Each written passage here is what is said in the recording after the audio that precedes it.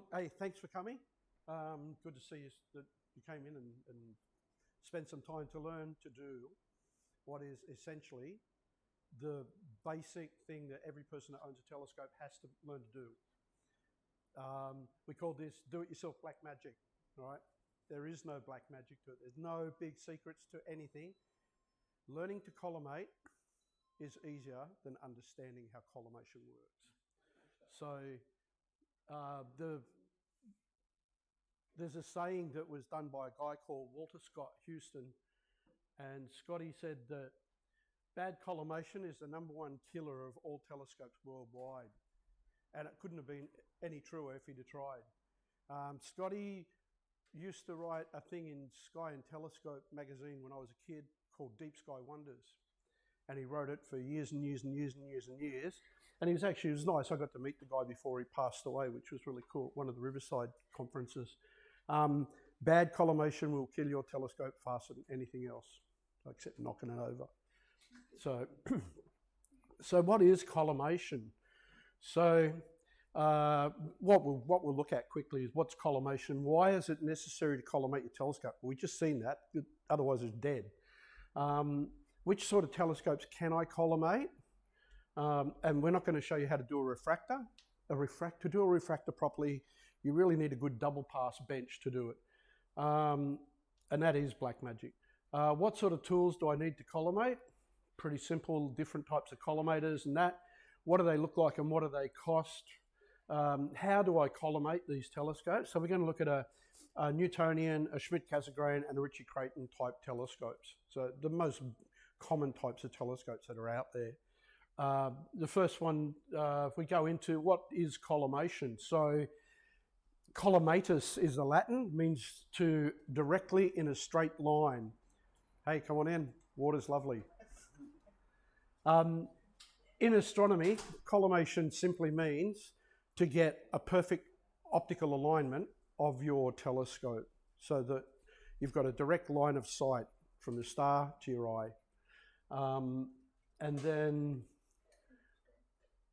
so why is it necessary to collimate it? So if you've ever looked at a star and you've seen it's got a flare hanging out the side of it somewhere, your collimation's bad, right? It's as good as dead. Well, you can go and look through it still, but you won't get as good as what it is optically possible to do. And there's no reason not to fly by the seat of your pants. I never use a telescope unless I collimate it. Every time I take a telescope out to play with it, I check my collimation. It takes me about 5 to 10 seconds to have a look and see if it's out of collimation. If it is, it takes me another 2 to 3 minutes to collimate it. And then I'm ready to go. And I'm not going to look through it if it's not collimated because I paid a lot of money for my telescopes. Why should I accept an inferior view when it's going to take me 3 minutes, 4 minutes of my life to get exactly what I paid my money for? So when we look at it, just one sec, back a sec, Jack. When we look at a star image, if we take that star out of focus, not a great deal, just a little bit, you'll see a diffraction ring pattern. You can see in the first image up here that the bad collimation image, it's tear-shaped. The star is not in the center, it's moved towards one end, and you've got this unusual tear shape happening. Whereas if you have got collimation, you look at it, the bottom image, the top image, you'll see there's a flare off that focused star. In the bottom image, you can actually see there's an airy disk. Now, an airy disk is a diffraction of the light from the star that you'll see when you look through your telescope against the sky. And a focused star, you'll see that everything's perfectly concentric. So that's what we see when we look through it. So types of telescopes that we can collimate is a Newtonian telescope, that'd be a Dobsonian, or an imaging Newtonian, something fast. A visual Newtonian, something a bit slower. Schmidt-Cassegrains, some Maxitovs, some don't allow you to collimate them at all. Schmidt-Newtonian, basically a Newtonian telescope with a corrector plate in the front of it to hold the secondary, and a Ritchie-Creighton telescope, which is hyperbolics. Dave? The reason why you can't do some Maxitop is because it's fixed. Basically you'll find, well, partially, those that are fixed is The secondary mirror in a lot of smaller maxitoffs, you'll notice the front element on the maxitoff is a meniscus lens. That means it looks like a soup bowl, right, nice and deep. And on the inside of it, they've masked a small section off and illuminized the small section, and that is the secondary mirror. It'll have a little baffle that's cemented to the inside of the lens, and that you can't adjust the secondary mirror. The primary mirror is set in the factory when they make them. They collimate in the time that I spent at Mead in the collimation lab on their little ETXs. They were collimated at around about 700 magnification, which is just ridiculously large. And once they got them done, the screws on the rear cell, hidden behind what you can't see, so that you can't play with it, hidden behind that, once they got it collimated, they put a dob of over the top of it, a little dob of varnish, red varnish, like nail polish over the top, and that held it in place so you knew where it was. If you open them up and you have a look and one of them's broken, you know someone's played with it. So no reason to, because you can't collimate the secondary, you really got to do a lot of shake, rattle and roll to get rid of the collimation of the primary mirror because it's fixed. Schmidt-Cassegrains look really, really simple to do. Scare the pants out of a lot of people. You've only got a secondary mirror to collimate in that, and that's really simple to do. And it, you know, we do that off a star. That's real simple. Ritchie-Creightons, well, Ritchie-Creightons are a different type of telescope. They've got a hyperbolic primary, hyperbolic secondary mirror. You have got 3 elements that you can adjust in that, like a Newtonian. There's 3 in a Newtonian. So you've got, starting from the focal plane, you've got the focuser, secondary mirror, primary mirror. So whenever you collimate, you always start from the focal plane. So we use a different type of tool, and there's a handful of tools. There's new tools coming out all the time. And a guy who's collimated more telescopes than anybody I know, because Mick worked here at Bintel for just on 20 years. He used to do probably 600 or 700 Newtonian telescopes a year that he would collimate. He has just been out the back playing around with the different types of collimation on a Ritchie-Creighton that's out there, belonging to Jeff, one of our other guys. So on a Newtonian, you need to use a sight tube.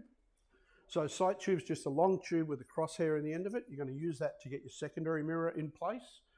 And then you'll need to use a Cheshire eyepiece to have a look at the back of it to see if your primary mirror is in place as well. For a Schmidt-Cassegrain, look, a couple of eyepieces, and then an extension tube if you're using an artificial star, because it's usually going to be only set at minimum focus of what your telescope is, and then you'll need to extend the back of it to get, and you can use a real star or an artificial star. So we've got a couple of artificial stars that we use, from like long tubes through to little Hubble star artificial stars, and they work a treat. For the Ritchie, you're going to need to use a collimating telescope or an RC collimator, or you can use a holographic laser with a bar-load Cheshire built into it. So you can do it in a whole lot of different ways that all achieve the same outcome, good collimation. So these tools that we've got, a combination sight tube. So let's grab some tools out.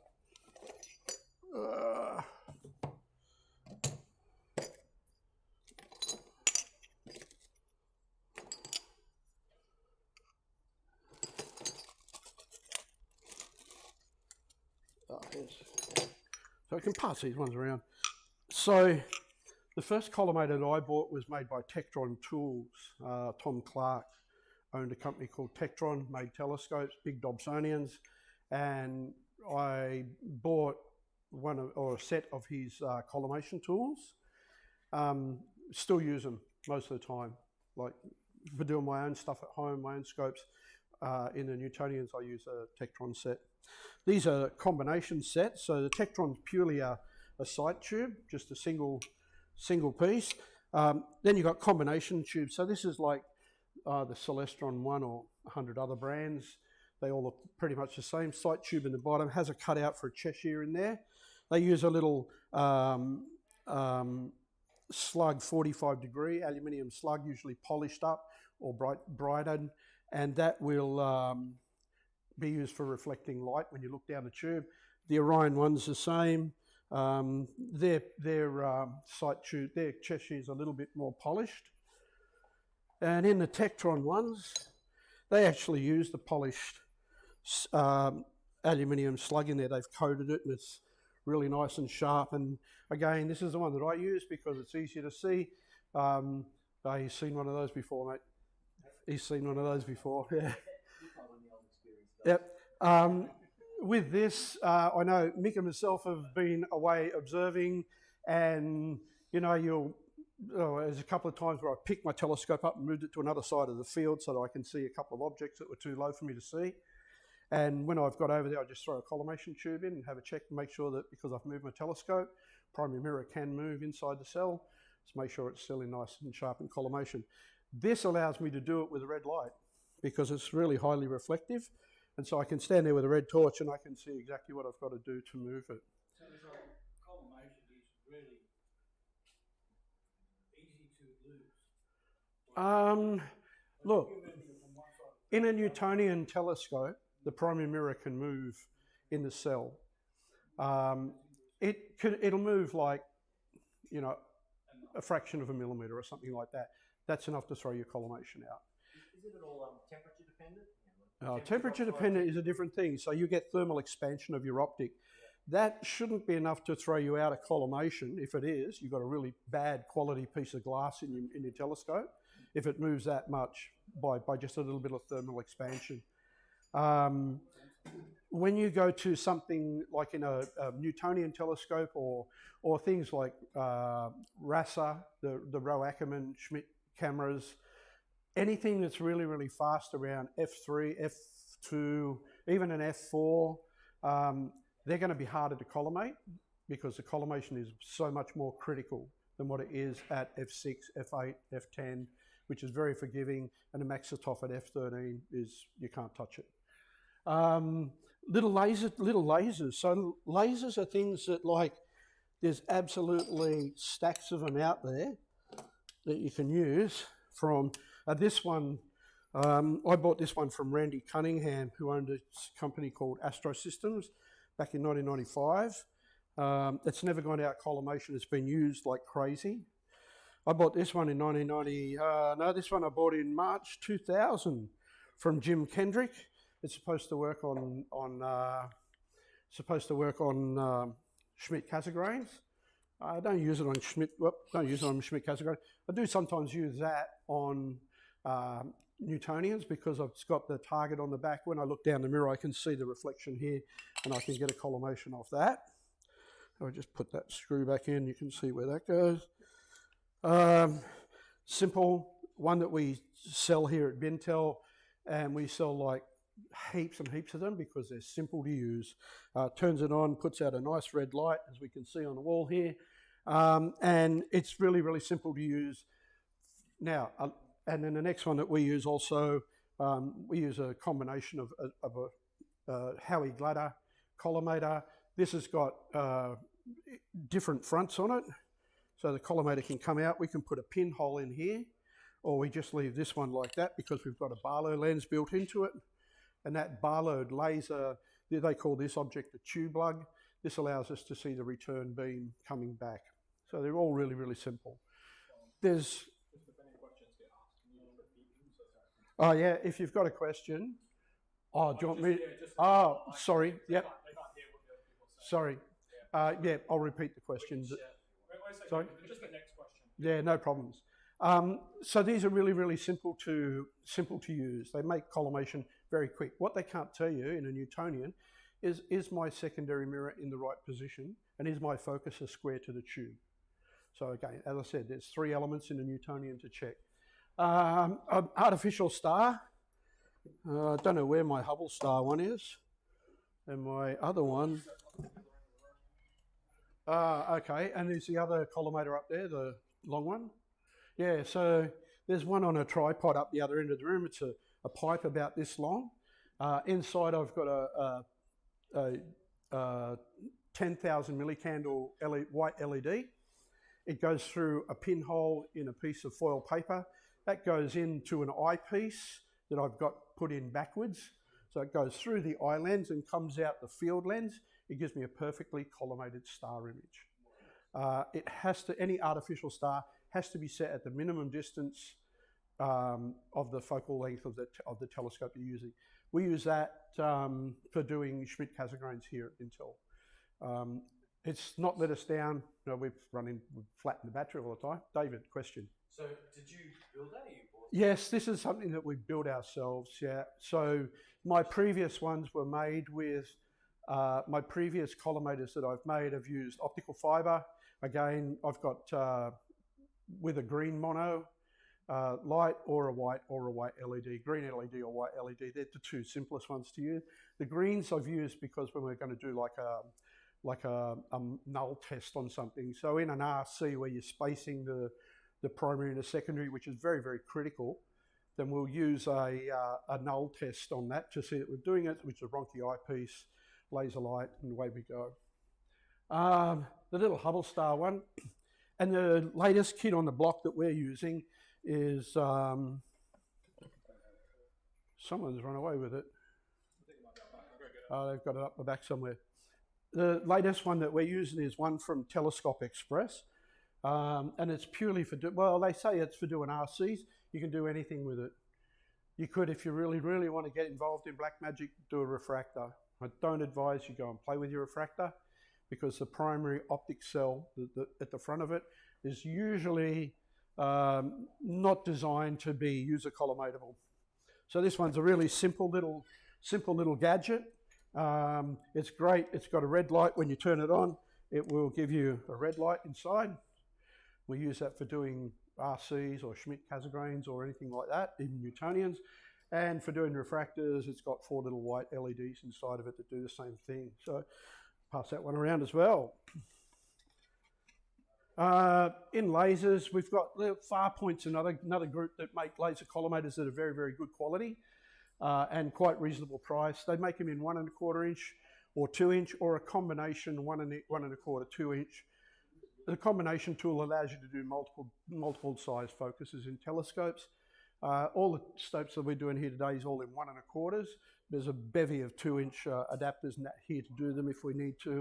Can you just talk about the difference of quality of lasers, why one laser is better than the other, collimation of lasers? Yeah, so in lasers, the most important thing with a laser collimator is don't drop them, right? Because the little diode inside is set with screws and it can knock it out of collimation. So when you look at it, you've got this eccentric. If you rotated it, you've got an eccentric pattern rather than concentric pattern. Originally we had a Bintel collimator quite a few years ago. We got in, I think, 2 shipments of them. They weren't very, very successful in the way that we looked at them, and they would flatten batteries very, very quickly. And, you know, so we chose then not to go with those and get any more manufactured. Manufacturing costs are quite large when you go and play with them and do them. So apart from that, that's the tools that we'll use. The other tools that we're going to use are things like this, a screwdriver.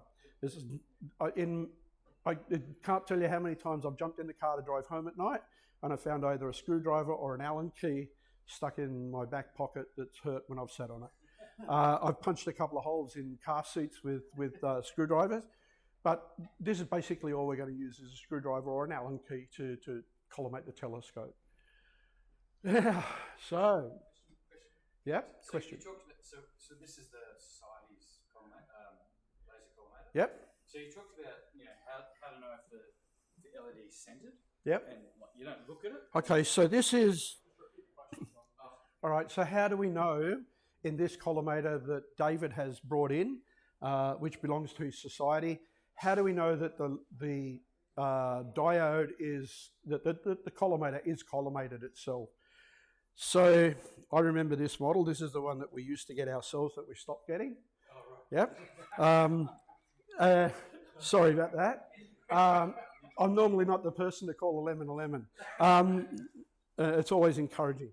With this, we always, when we were doing these, we used to put it into the stock of a 4-jaw chuck in a lathe, and we could stand there and rotate the chuck by hand, and we had a target set 10 metres away, or sorry, 7 metres away at the end of the workshop, and as we rotate it, we could see whether it was eccentric or it just stayed as a spot.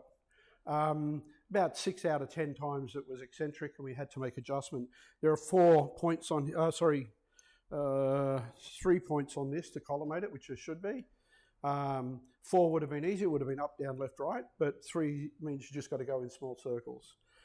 Again, look, if it's collimated, you can put it in a V block, and you can rotate it slowly in a V block, and you can test whether it's collimated, and that will show you if your laser is going to be correct or not.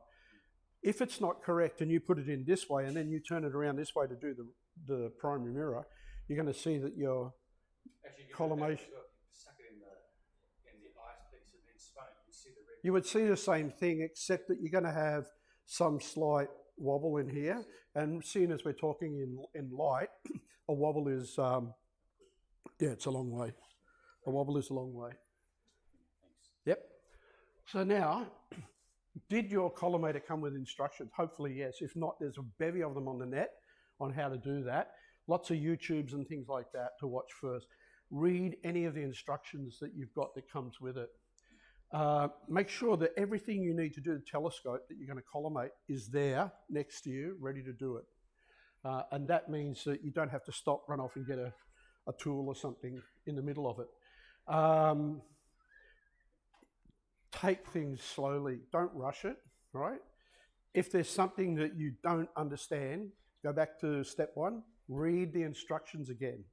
It takes a second to read an instruction, and that will ensure that what you're doing is correct. And if you make a screw up, ask somebody. In your club, there's going to be someone that knows how to collimate, or someone that's learnt how to collimate.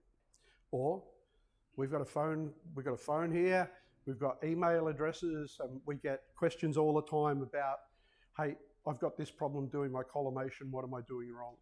And we're happy to tell you how to do it or explain how to do it for you. Likely to send you out fact sheets. And remember, astronomy is supposed to be a fun activity. Don't pull your hair out doing it. It's you go bald fast enough. There's no need to really sweat it. Believe me, it's there to have fun with.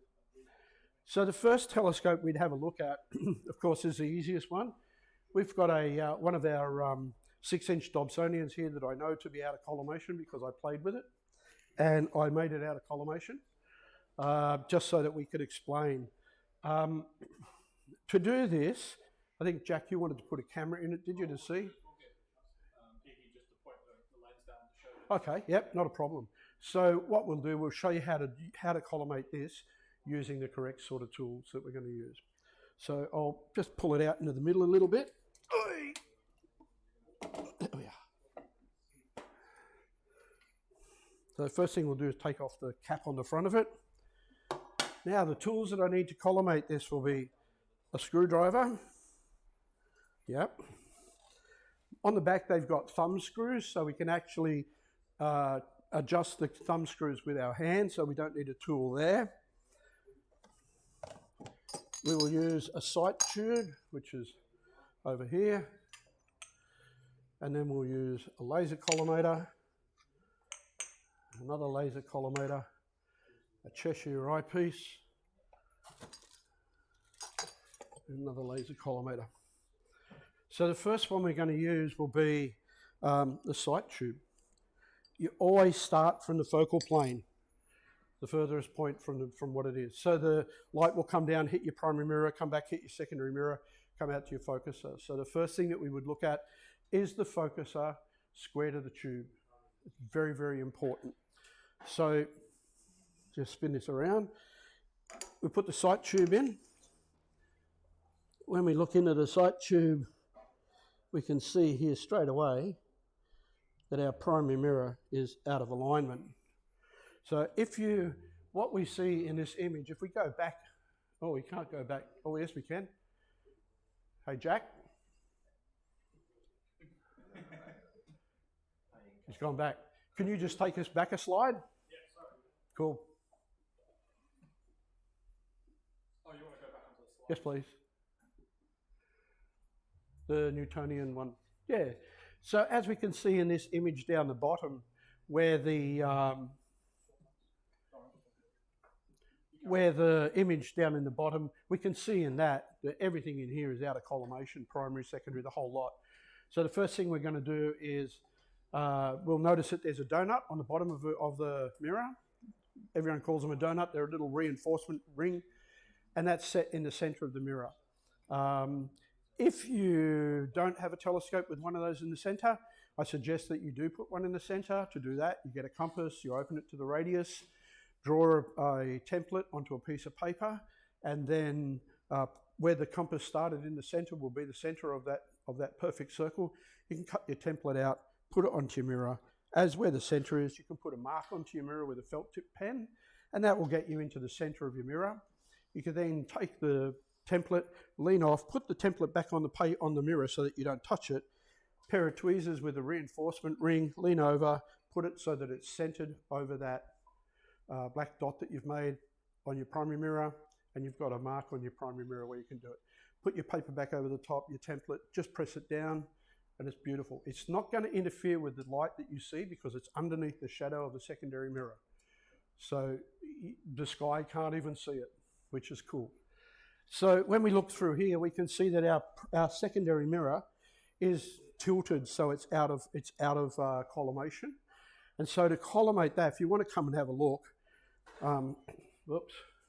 if you want to come and have a look at it, we can see exactly where it is. So we'll just do this first.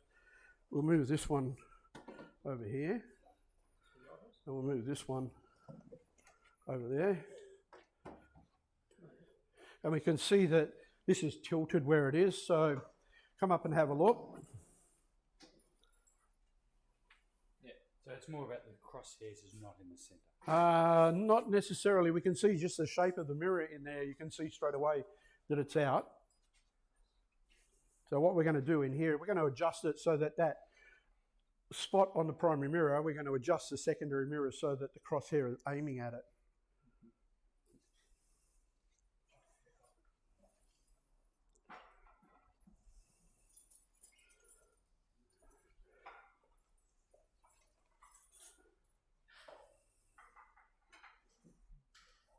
Now what I'll do from there, I'll take that one out.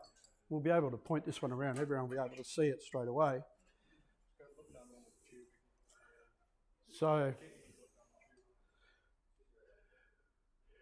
we can see from here that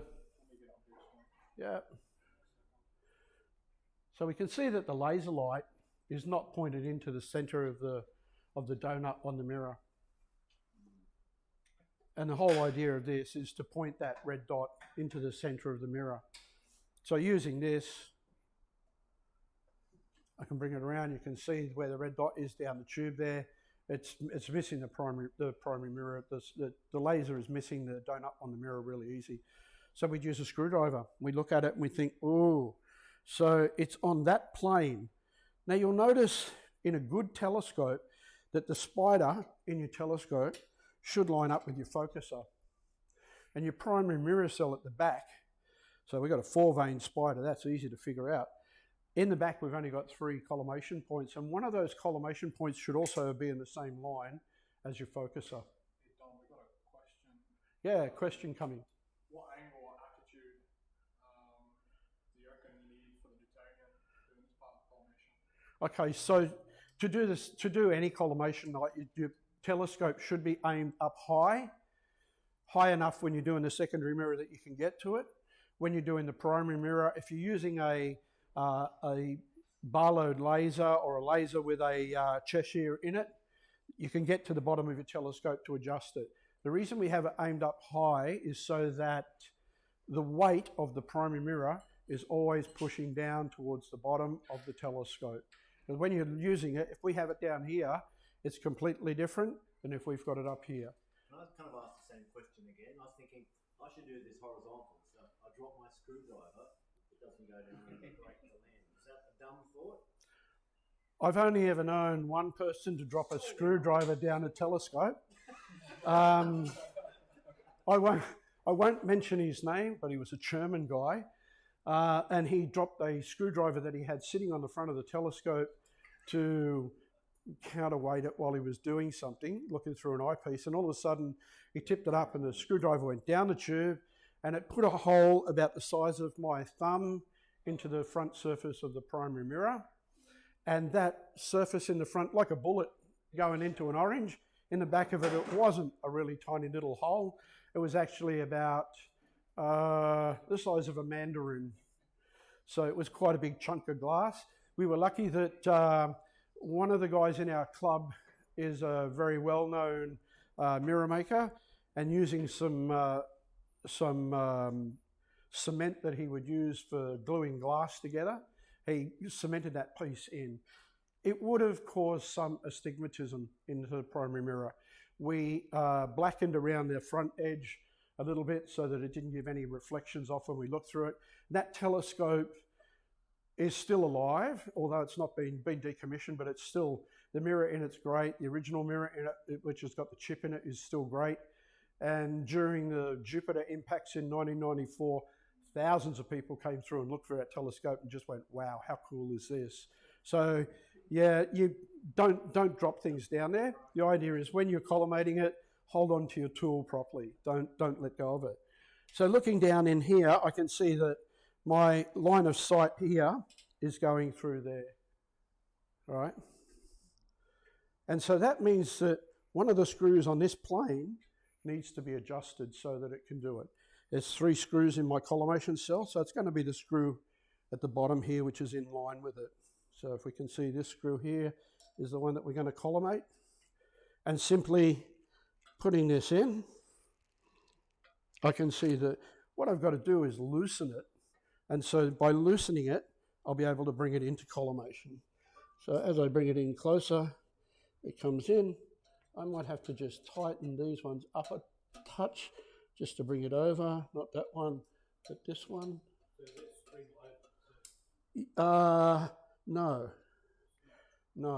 We're putting pressure, push-pull pressure is what we're doing. Yep. And so just adjust that a fraction. Sorry, could you say again why you chose that screw? I sort of missed that explanation. Right, so the reason I chose to do that screw is because my spot had to move in that plane, right? Yep. And that is the screw that's in line with that plane. So obviously that was the one to bring. It's brought it up very, very close to it. Now there's a little bit top and bottom out. So I've got these 2 screws here, which are the rotation. This is the tilt. So this one here is sending the light up and down the tube. These 2 here are sending it across the tube. So we're just going to put it up here, adjust this one down a little touch.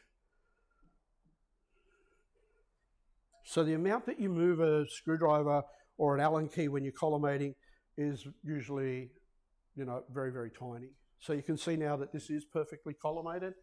The light is aimed into the donut on the front of the primary mirror. Just a bit out of focus there. Autofocus not working real well. Yeah, very hard because it's throwing a reflection back. You can take my word for it that it is collimated. And so the secondary mirror in this telescope is perfectly collimated. So what would that look like if we were using a sight tube? So we'll put our sight tube back in. We'll have a look at it.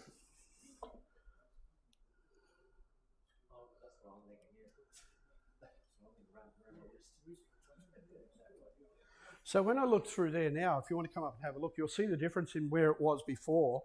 The mirror is not oval in shape now. It's actually round.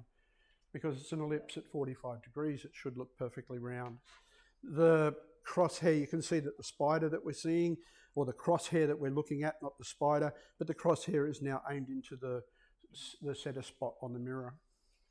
If we didn't have the sight tube, presumably the test is that the reflection of the primary mirror would be right. Before we used sight tubes, we used to use film canisters from 35mm film frames, film, because the canister that your 35mm film used to come in was exactly 31 millimeters in diameter, and 31.7 is 1 1/4 inch, so you could slide it in, tighten it with a screw, and ta-da, you had a pinhole in the bottom of it, made you a perfect sight tube. you didn't really need to use the crosshair in it. You had to use estimate then to do it, but it allowed you to see, is my mirror in the right place? So when we talk about mirror in the right place, we're talking about this way. Have I got the right adjustment here so that that mirror is perfectly centered underneath my focuser? Right, so I'm doing that. That comes from the center on here. This one is, it's our display model, so it is perfectly in alignment. I'm not going to pull it apart. We're just going to leave it as said. Once we've done the secondary mirror, the next thing that we would have to do is to collimate the primary mirror.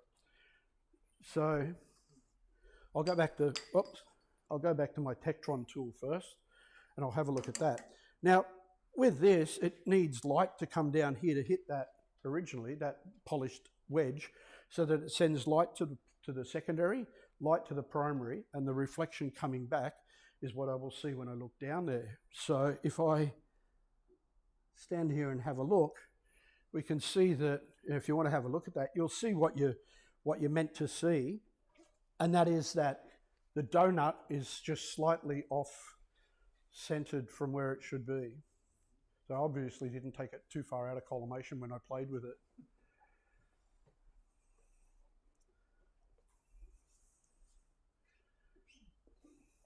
So again, this is a simple tool that's about, I don't know, $70 or $80, something like that. It's not an expensive tool, and you can collimate a telescope with a combination eyepiece.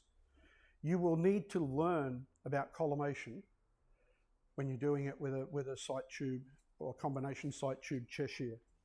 If you're going to use a laser, it's much easier, it's much quicker. It will give you an optical collimation. So there is an optical collimation and a mechanical collimation, and the two are never the same, right? It's like if you find a telescope where both axes, the mechanical and the optical, are in alignment, grab it, because it's a killer. It's really, really good. Okay? It's very difficult to make adjustments if you wanted to change the optic or the mechanical alignment so that it matches your optical alignment. It's very difficult to do. Very, very difficult to do. You've now got to change the mechanics of the telescope. Don't do that. It's more expensive. It's more expensive for us to repair a telescope that's been pulled apart than it is for us to show you how to do it properly. Yeah. So we're going to use Orion tool first. It's really, really simple. You can see what happens with that. I've now got the Cheshire section aimed towards the back of the telescope.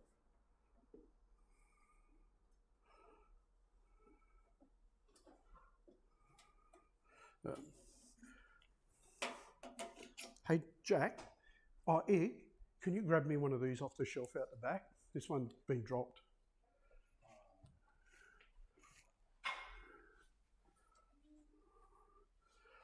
So using a bar load Cheshire, this is the easiest way to do it. When we look through here, and it's hard to see because we've got lights. Hey, Iggy, can you turn off the lights in the shop as well, please?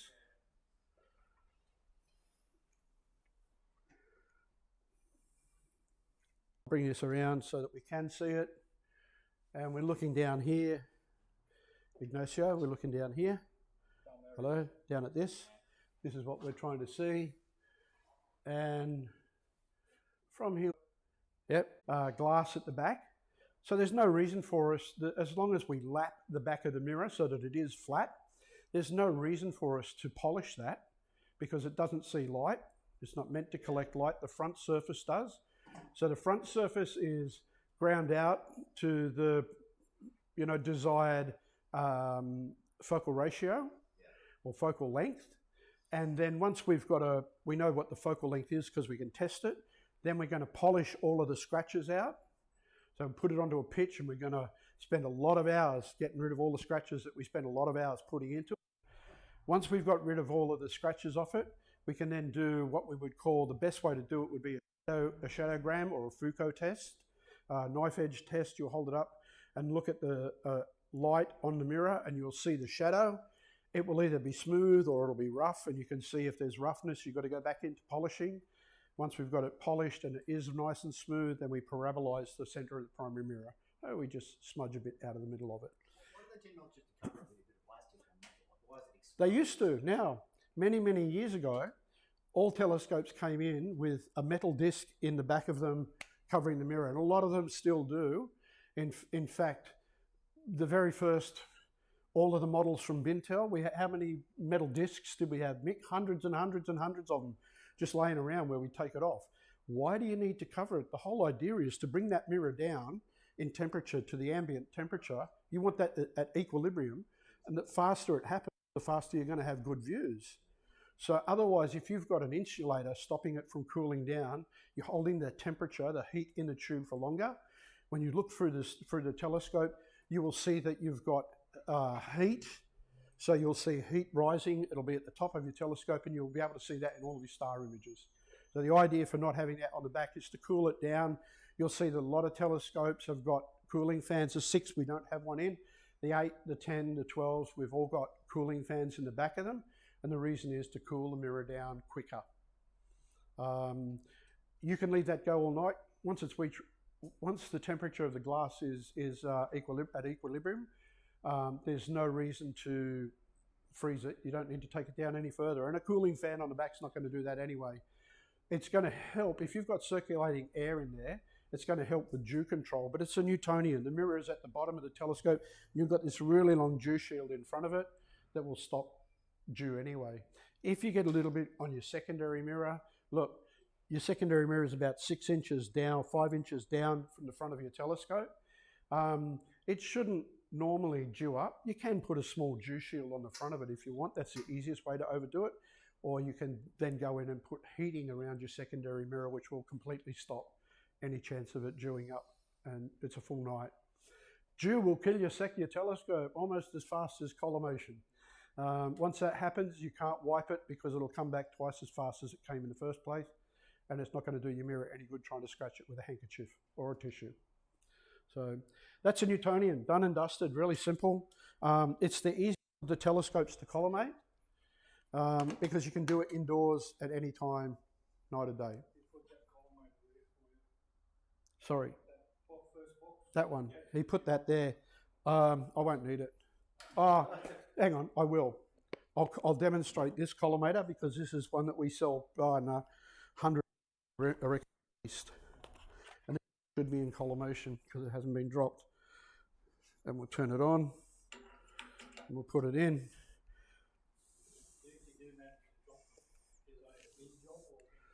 No, they're hard to do.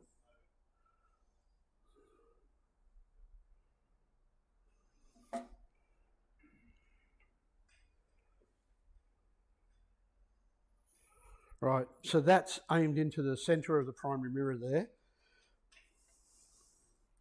As you can see, and I've just moved it because I've moved it around. Yep.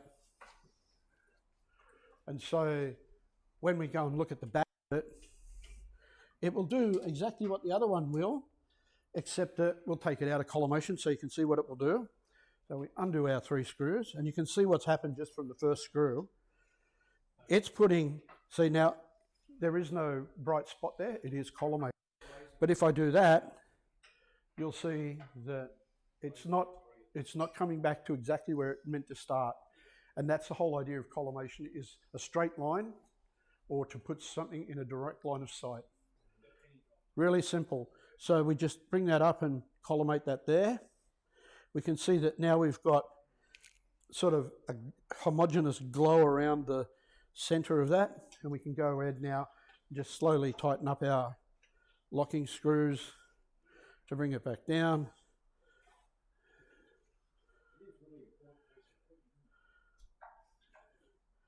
Look, it's like buying a decent eyepiece. It's going to enhance your viewing, you know, out of collimation images. You know, for the university open night that everyone goes to here in Sydney, Macquarie University, that hold their open nights every year. For 30 odd years that I've been going to them, usually people will come up and look through all the telescopes that are out in the field.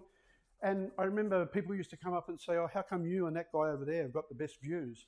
because that was Mick and myself, and we both collimate our telescope before we did anything with it. We didn't just take it out of the car, plonk it down, it's red hot, and away she goes.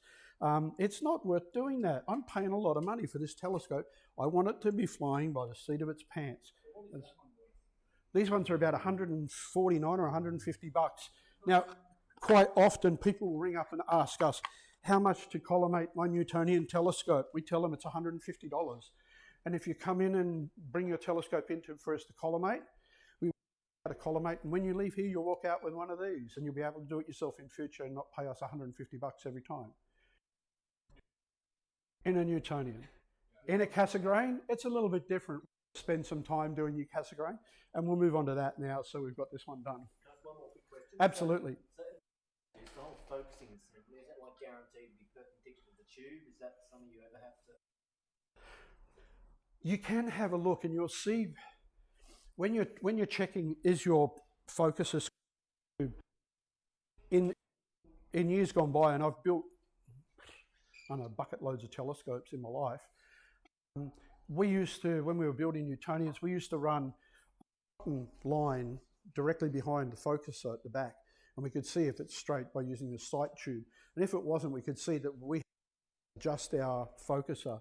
These focusers, you could undo this slightly to shim it. We would use something like a soft drink can, really nice soft aluminium. You can squash it down with a screwdriver so you make the right thickness of it. Cut a little bit, put it down underneath the corner, tighten your screw back down, and you can adjust the tilt. A lot of other focusers will come with adjusting jacks. That is that you'll have the screws that tighten it to the tube, and then you'll have small sitting next to it, the Allen key, that you can adjust, and that's the tilt of your focuser so that it's square to. Are you still going? Yeah, and? Sorry, we had a question about duals for Newtonians. Yep, go for it. If they're needed. So if you've got a Newtonian, you're getting dew on it, your dew's only going to happen on your secondary mirror. It shouldn't be happening on your primary. If you've got a truss tube Newtonian, and I've got one that a lot of people I know have them, and yes, it's open to the elements. It's also open to anything of your pocket onto the primary mirror. The best way to overcome that is to use a shroud. The shroud will act as a dew shield against your primary mirror getting dew on it. If you have a fan, you can run a fan. That will stop dew forming on your primary because you've got moving air circulating around it. On the secondary mirror, if you've got a low distance from the front of your tube to the center of your secondary mirror, what will happen is you will get a possibility of dew forming, particularly when you're aiming up high. So the idea is you can put a dew shield around it, remembering that if you've got a dew shield that long on this telescope, you're going to vignette the incoming light, and that's going to cause another problem. Or you can put a dew heater onto your secondary mirror. Remember, if you put dew heaters on, they're going to use power. So that's something that you have to take into account when you are packing up to go out into the field. You have to see how much power am I going to consume so that I know which battery or power source I'm going to take with me, and that I get there and not run out of power. That's the worst thing that can happen. Plugging it into your car is great until you're ready to go home and you go, and your starter motor won't kick your car over because you've flattened your battery. That's cool. Stay overnight, ring your local road service, NRMA here in Sydney, and maybe they'll come out to your paddock in the middle of nowhere. The add-on telly says they will, but who can trust an add-on telly? So just remember, when you're going to use power, you've got to figure out how much power you're going to consume before you start going out and doing it. But a dew shield like that will help to prolong, and in a lot of cases with a Newtonian will stop anything happening. I have a dew shield on my 10-inch Newtonian. I made it from polyethylene, was the first thing I made it out of. It seemed to warp in the daytime with the heat, so then I made it out of another product, Kydex, which is a plastic, and that one lasted 25 years, and it's still working. So a dew shield can work. We'll move on to the next telescope.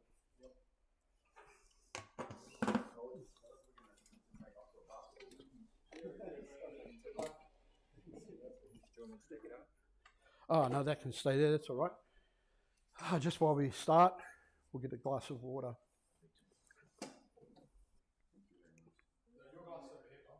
Sorry? Your glass over Ah, perfect. Thanks, Jack.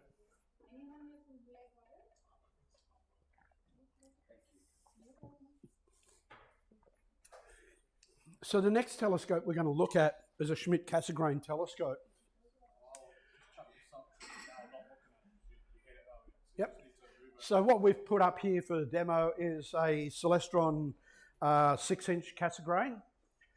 We've used a 6-inch here, although we could use an 8-inch here.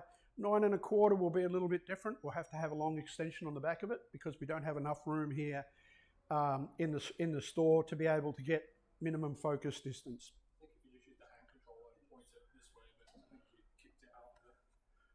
Okay, yep. You move it. I moved it pretty slow, yeah. Says low battery, Jack. Huh? Says low battery. Yeah, it's because it's plugged in. Ah. Yeah, just change the slew rate up.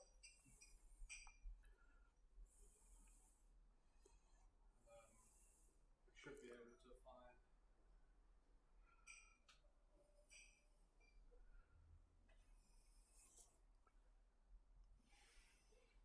We're looking at the scope stuff. We're looking at the 105. You need to keep going the same way. Wants to do an alignment. No, if you just move the arrow keys, use your foot. Yeah, keep going. Look, if you look at the screen. We're moving, that's the 105, the BTX. Keep going. Keep going, that's the Swarovski.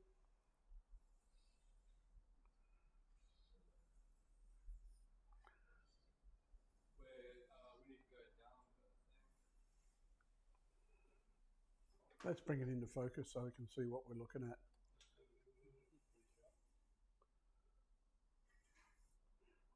That's as good as we're getting focused. So we're on a glass screen there at the moment. There's the O from the optic. So if we go across to the K, there we go. If we start bringing it down. You come down until it white, a bit more still on.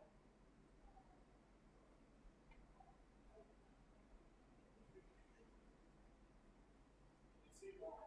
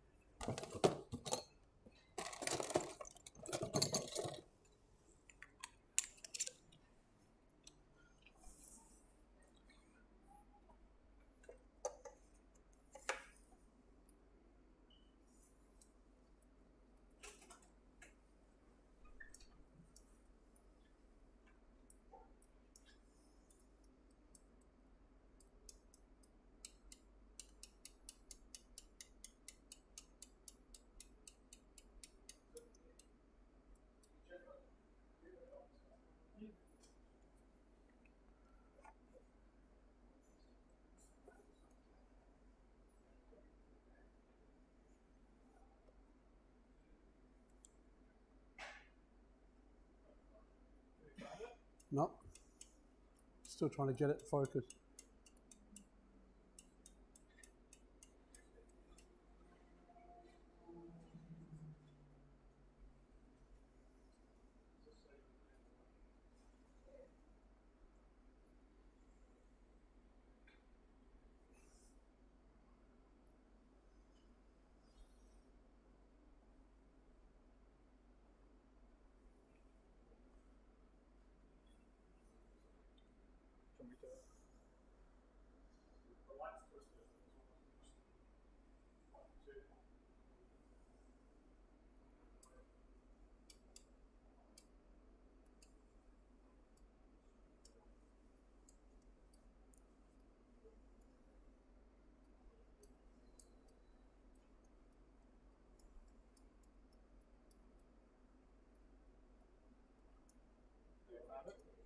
Right. Now that we're in focus, we can see exactly what we're looking at.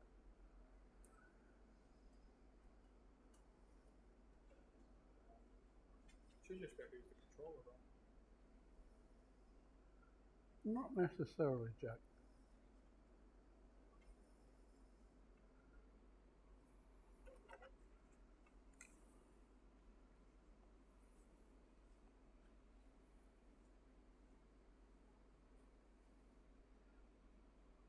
People are walking in front of it all the time. Hey, Iggy, can you just sit down? Can you just sit down or move out of the way?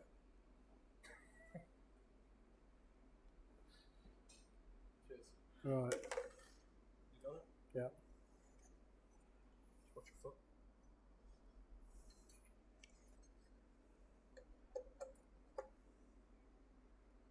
Gonna be out of focus. Yeah. So now we can focus it. Can we see?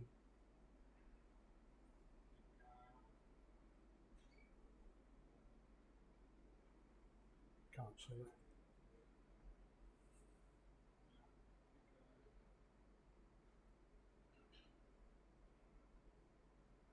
You're going all the way that way.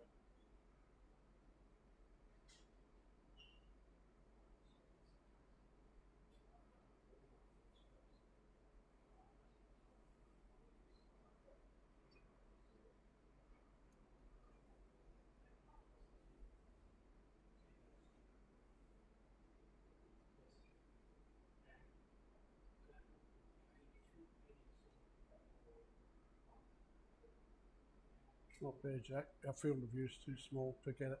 Oh, where's that? There it is.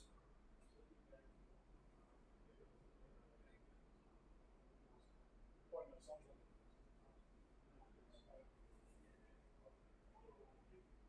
Maybe just zoom out for you because I think we're zoomed in at the moment. Give me 1 second, Don. We are zoomed all the way out.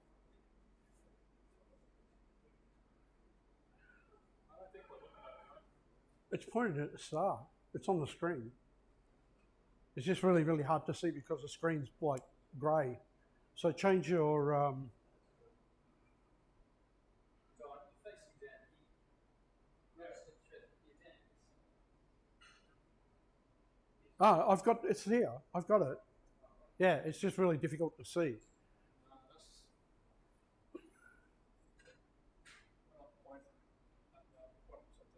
What's that then? That's him standing there. Yeah, we're pointing at. Let me.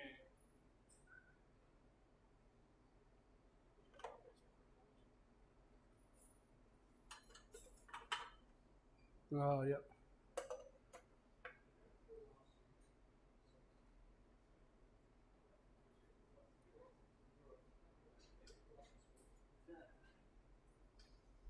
So in daytime, it's really hard to see that star. Did they collimate that for you? Yes, he did. Did it? Cool. Thanks, guys. Got it?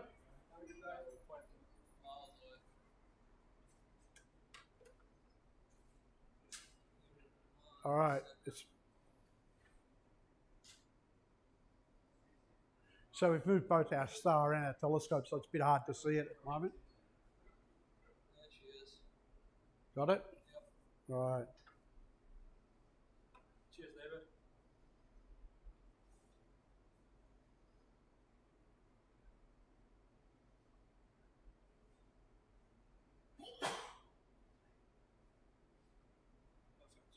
Got it? Let's see how we go now.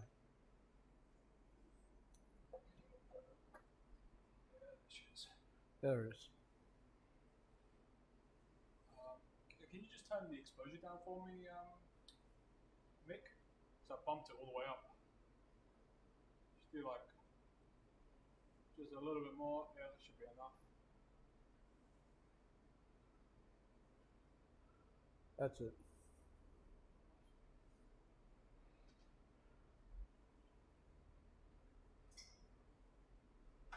All right. Let's put it back in the center. Up, speed, about 2.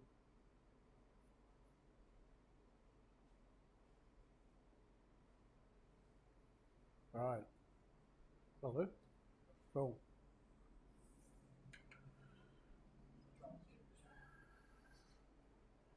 All right, so now we've got our star in the centre of the field of view. You can see, looking at the diffraction pattern or the star here, we've taken the star a long way out of focus. We're not thinking about looking at rings at the moment. We can just see the dark spot in the middle of that, or the dark spot imposed on that star image.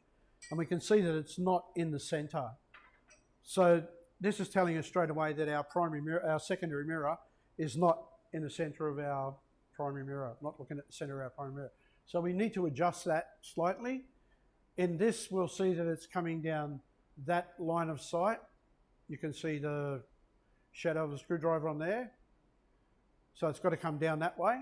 So on this, there's a series of screws. Now, Jack, on the slide, go back to the slideshow for a sec, the PowerPoint. So now we can see here, it's telling us what we've got here out of the, where the star's out. On the right-hand side, there's this thing that a guy called Steve Waters did back in 1999. It's a collimation alignment chart.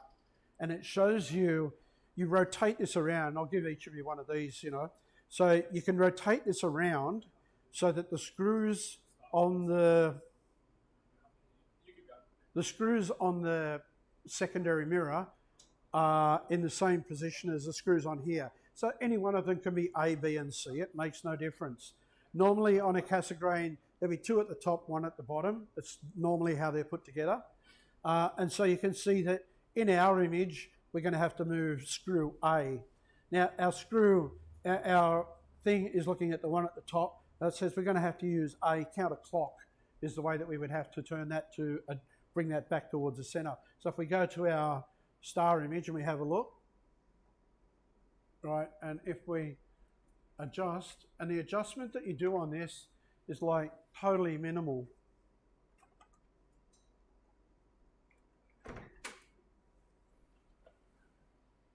That's just taking it worse, so it's actually the opposite direction. So I'm going to adjust that, starting to move towards the center. Now, what I'm doing here, I've put in the pressure that I'm putting on how much I'm turning it. I'm just taking up the tension on it and moving it across. So as we bring that back down a fraction more, we're getting closer.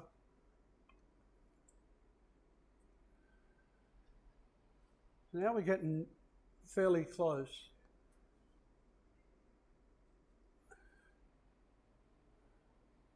That's looking not too bad at the moment for where we are. So now we'll adjust our focus on here. As we come in closer, we can notice we'll have a series of diffraction rings that we can see there. And we can see that they're not too bad, actually. It's fairly close. We're going to have to bring it across a little bit on that plane. So you'll see the screwdriver across there. It'll be on that plane. So I'm going to adjust this one on the side, and I'm going to take it that far. I've taken it wrong. So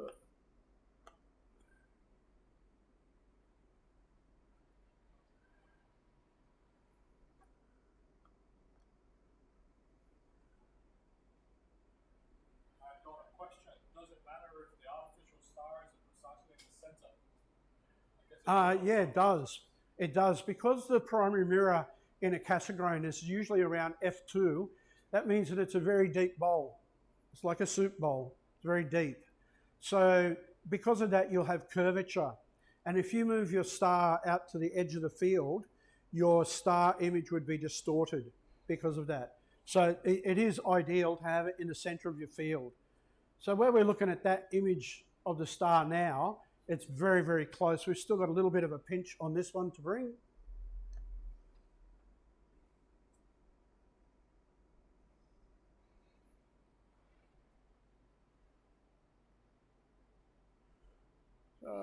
Not too bad. I'm going to adjust it just a fraction more.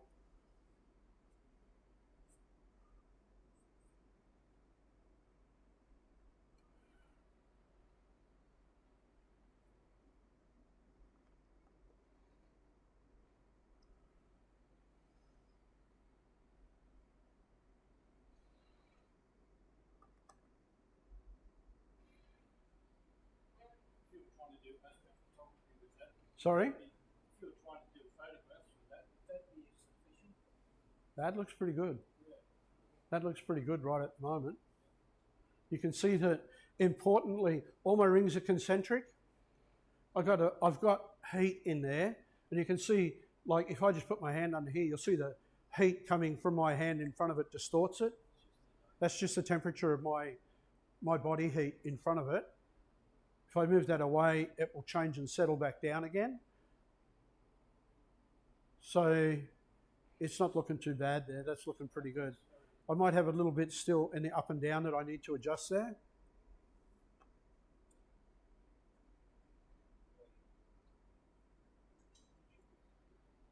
Push it back to the center again.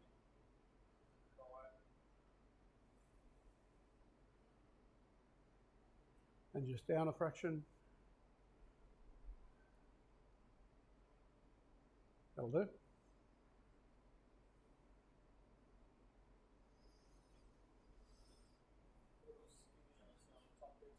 So all that turbulence that you see happening there is because of, you know, we're in the middle of summer here in Sydney. It's about 27, 28 degrees outside.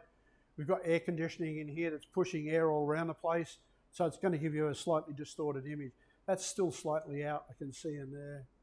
So, before you change it, yeah. can you show me why you just said that? Why did I say it's out? Yes, I'm looking at Okay, so if I come over and stand here, you can see that this is too far over that way.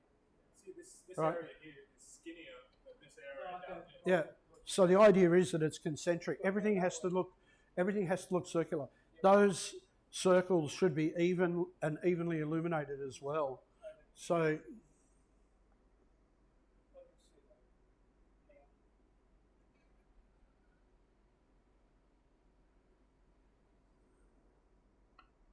Yeah, pulling them to the left.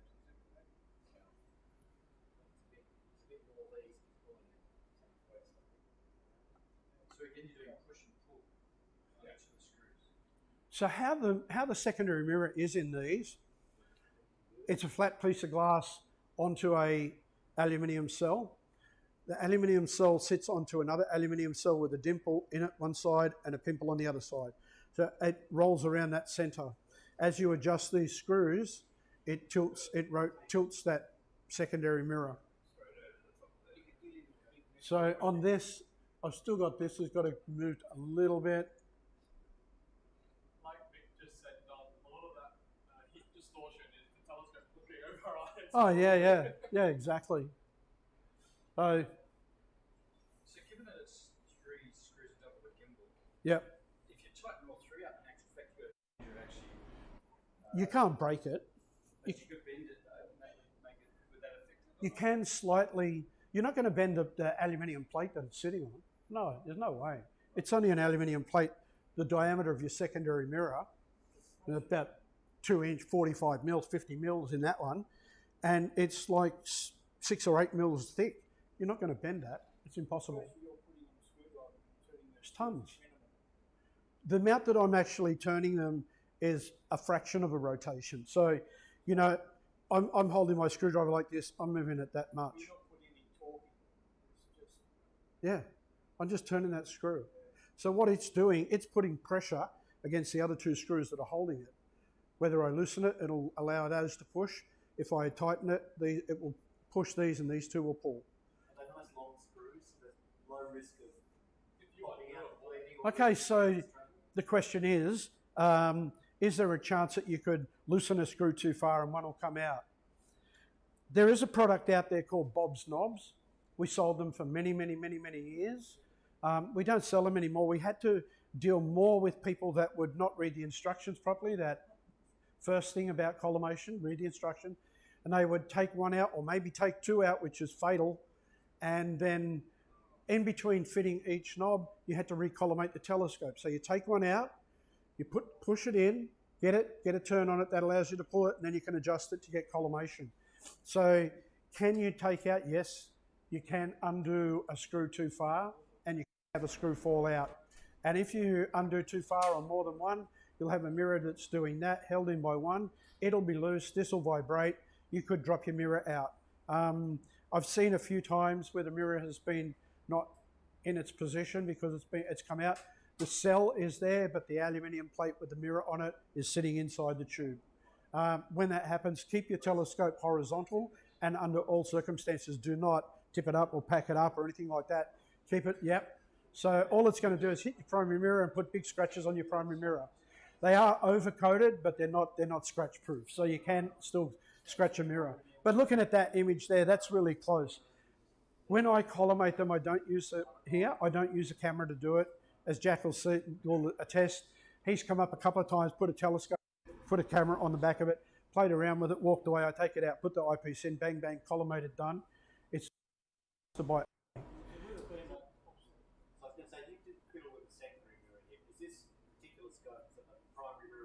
The primary mirror in this sits on a mirror carrier.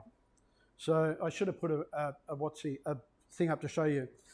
A Cassegrain mirror sits on a cell. The cell is got a tube in it, and it goes onto that tube. Tube comes over the top. That's it. It sits on top of that, and that is that cell is fixed to your focusing mechanism. You've got a long tube that runs through the scope, a baffle tube, and that mirror carrier sits on the baffle tube and slide. Now, the difference between the thickness or the gap between the baffle tube and the mirror carrier tube is about the thickness of cling wrap. It's very, very minimal.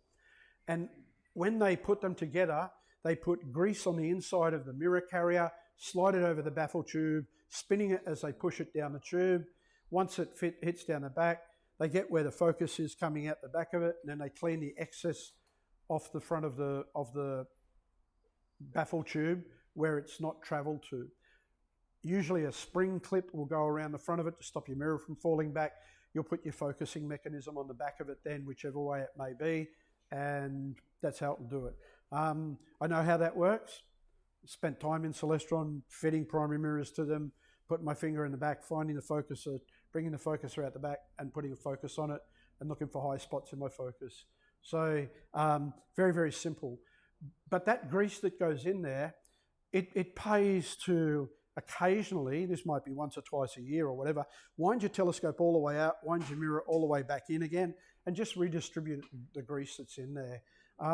You'll notice if your grease gets hard in there or starts to get too thin, you may get a little bit of side movement, lateral movement of your mirror, and you'll show that up as mirror flop. A Celestron will have less image shift because of the focuser moving like that than what any other type of Cassegrain will, because of the design of the focusing system that's put into a Celestron. Could I just touch on what you just said? Yeah, how you said wind it in, full, wind back, full. Yep. And it says that relates to mirror flow. What it will do is it will redistribute the grease that's inside of it, and that will maintain the smooth movement of your mirror. You don't normally wind them all the way out to focus on anything or all the way back to focus on anything. Normally a Cassegrain is not being used for land viewing, and so that's not going to be a problem. Everything in the sky is at the same infinity. You're going to have a touch here and there in fine focus, but that's about it. The difference will be when you put a diagonal or no diagonal, an eyepiece or a camera. So when you put a diagonal on the back and an eyepiece in it, your light is traveling the distance inside of the diagonal, and that distance has to be made up. When you take the diagonal out, you put a camera in, you don't have that distance, and the focal plane of the camera is very different than what the focal plane is of an eyepiece, and so therefore you have to make adjustments for that. At that time, you're going to wind what seems like quite a bit to make up that distance. If you come around about 8 or 9 turns, you've moved probably about 1/8 of an inch, because they're an unbelievably fine thread in the focusing mechanism. In the Edge 11, Yep. 34 turns. Yep. One to the other. From one to the other. Because I did it yesterday. Yep. So, and so basically in a Cassegrain, you can use an artificial star. You can do this in the field on a real star. It's just going to take you a little bit of time, and it's just as easy to do. At, say, South Pacific Star Party over the years, I've collimated dozens of telescopes, Cassegrains in the field for people when they've gone, can you just check my telescope? And I've gone over, had a look at it and made an adjustment to it and said, there you go. And you can do it in the dark. You don't get so much tube currents. You'll notice that's settled down quite a bit now. Air conditioning's off. Two guys aren't sitting in front of the telescope between it and you can still see a little bit of movement because one person there in the light path is moving air around. It's so precise. It picks up. Yep. Jack's moving around. Yeah. So that's a Schmidt Cassegrain telescope. Yep. Does it have to be done this way? Like, can you use a laser collimator, or does that just not make sense for some reason? So when you use a laser collimator, you can, and in the new collimator, wherever we put it, you can use that as well to do Cassegrains, but the view is very different in the way that it works. So this one, when you look at it, you would put, firstly, your primary mirror, your secondary mirror doesn't have a center spot on it in a Cassegrain. Jack, we're just going to disconnect this camera.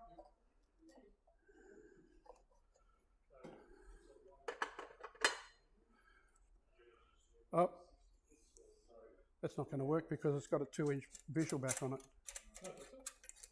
Oh, like that, yeah, that does. So what we have to do here is change the visual back on the telescope, which we can do quite easily. Just grab one of my extension tubes. That one will do. Because if it's a 6-inch, we have to take the screws out because it will hit the focus as it rotates on. Oi, oi, oi. Now we can screw a 2-inch onto here.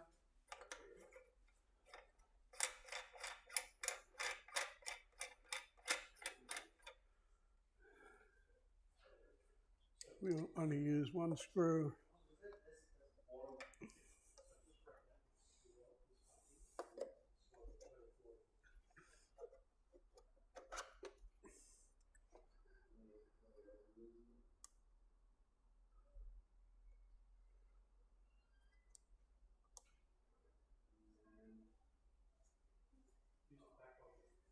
Very hard to see in here because we don't have a secondary spot and it's not in focus. So we have to change the focus to get it into focus for your eye. So what we're doing is moving the primary mirror.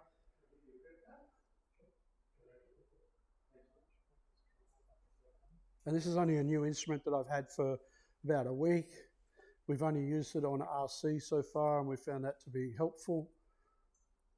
We've not tried it on, although we did try it on a Newtonian yesterday.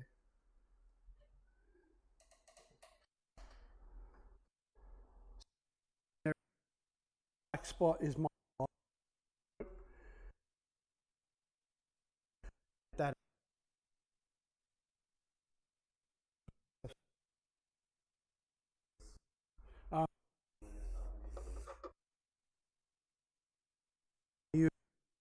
knobs to do this.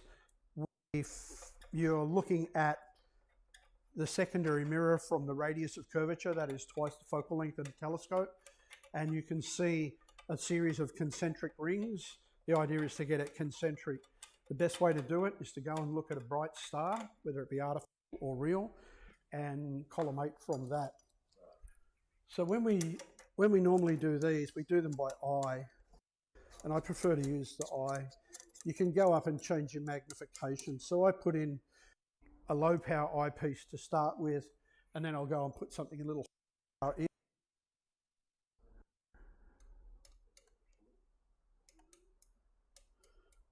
And we have to bring this back into focus.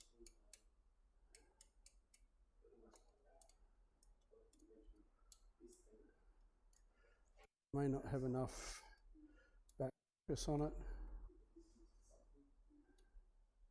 Oh yeah, we do.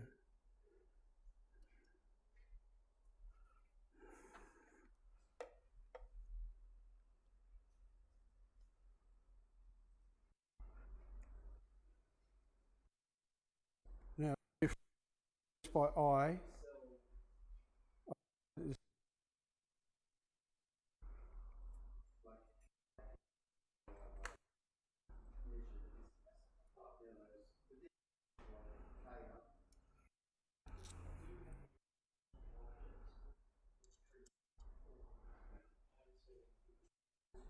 So I'll move this out of the way. I'll just move that over. And you can come and have a look at that. You can see collimation.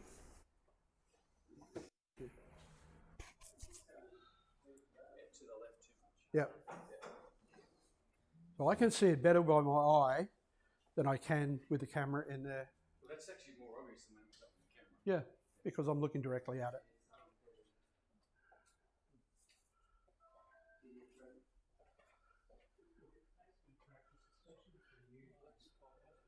Sorry? It's not spot on. No.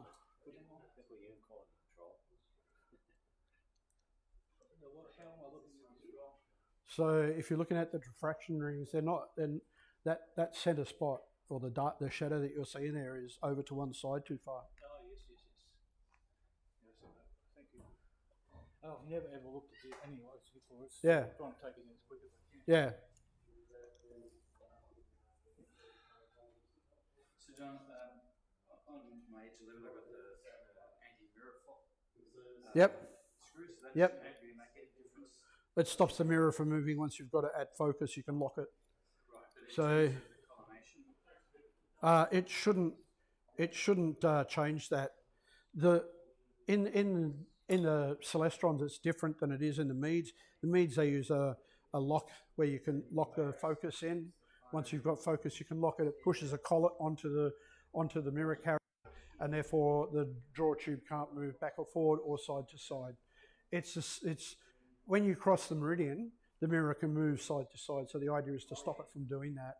With the Celestron, by doing up your locking, it locks them up so that there's equal pressure on the mirror, so that the mirror cell can't move. you should collimate with them with it locked in. No, because you've got you could. Just remember that when you undo them and move it around to focus on something else, you are going to change it. So, I've got a question about this. You can explain it. And we could throw everyone else to. I was collimating the telescope. Oh, were you? Yeah. Oh, my bad. So the question on this was from Someone online. an online question about this.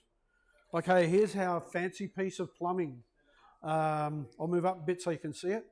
So it's just a piece of plumbing pipe, 2 inches diameter. It allows us to put up here a switch that we can turn on and off. We have a here with a screen here, pinhole, comes down to here. In the back of we can, no we can't. Oh yes we can. So we can screw that, we can take that out. It's simply a 1 1/4 inch, 2 inch adapter, and it's got an eyepiece in it. In here we've got a 6mm eyepiece so that we've got high magnification. It's put in back,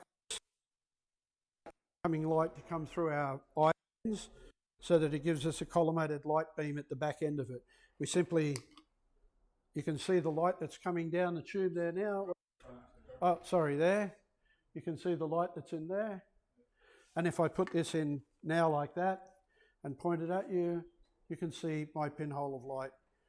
And it's a collimated beam of light. And it works simple. The only thing I've got to remember to do is turn it off when I'm not using it so that I don't keep wearing out my 9-volt batteries runs by in the back end.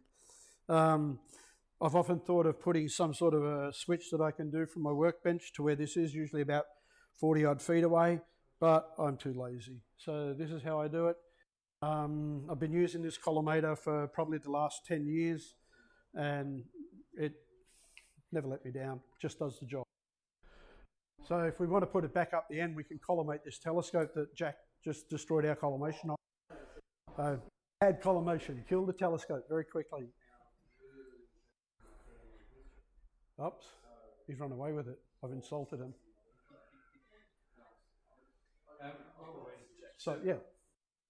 When we had the original donut, Yeah. you have a very clear defined outside and you have a very clear defined inside. Yeah. When we got to actually collimating, we actually got rid of that. Okay, so, How did you do that? all right, so that's done by how far we're in and out of focus. I'll sit for a sec. So when we take a star out of focus, it enlarges, it starts to swell up in size. Now, it's a good way to test, has your telescope got astigmatism? Does your star go this way in one side of focus and that way on the other side of focus? And if it does, then you've got an astigmatism problem. That's the rotation of your corrector plate. It's set in the factory. There's a registration point that they use to put that in the right position again. When you take your star back into focus, it comes back to a pinpoint. If you take that a long way out of focus, it will blow up big and look just all grey with a shadow of the secondary mirror. We did that quickly so that we could put it where we think is in the middle. So that blank is the shadow of the secondary mirror. As we come in closer to focus, that star comes smaller and smaller, and our dark grey or our light grey pattern that we've got there actually shows up as a series of diffraction rings. And we come in close to it. Now, this is a 25mm Plossl. It's an old Celestron, Japanese Celestron Plossl. It's got to be, I don't know, I've had it for about 30 years. I use that. And then my second eyepiece that I'll put in for doing this, it would be probably around about a 10mm eyepiece. So in an 8-inch telescope, I can see it at 200 magnification at my star image, and I can get a really good diffraction pattern that way. I don't know what eyepieces I've got here. If you take your... Okay, so David's question is, if he's taking it too far out of focus, he's not seeing the pattern, he's actually just seeing the grey pattern of the star swollen. So we can... That means we've gone too far out. If it fills the field of view, we're way too far out. All we're seeing is a shadow. We want to bring it in so that we've got area around that actual star. It's the same as when you telescope, you put your eyepiece in, the magnification that you're using should be enough that you can see clear sky around the outside of the image that you look, whatever the object is you're looking at. Nothing worse than look at the Orion Nebula, because you're going to be seeing clouds. I don't know where the Orion Nebula is because you're stuck in the middle of it.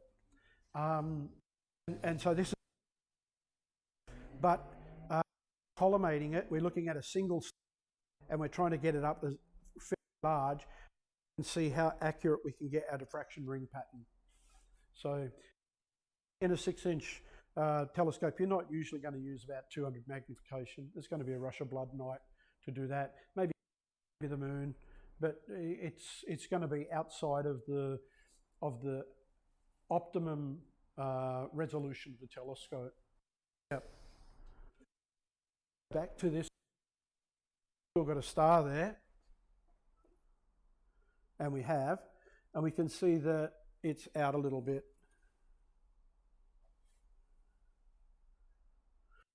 I've just brought my star image down a little bit so that I can see a better ring pattern, and that much.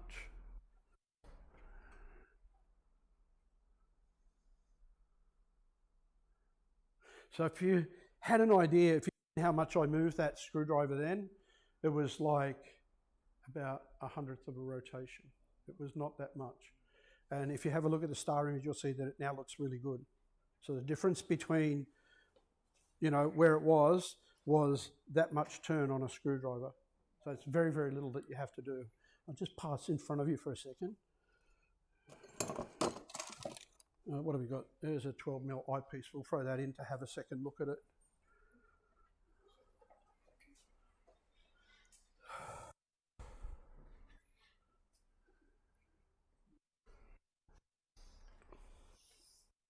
So on yours, on a 9 1/4, we would have to have, in the back, we'd have to have a really long extension to be able to reach focus inside a room. So for you, it's better to do it off a star. Hopefully this is explaining to you how to do it. Yep. So if I take the low power eyepiece out, put a hole, and now I can bring my focus down a little bit sharper. Yep, I can see that I'm still out of collimation there. So if you have, have a look quickly and you'll see how it's out a bit. And now we'll change the difference. You'll get a difference between inside focus, outside focus. If you adjust to both of them so you get a happy medium between the two, it's really difficult to get that perfect. So I'll have another look at this and see which way I've got to go. So again, this screw.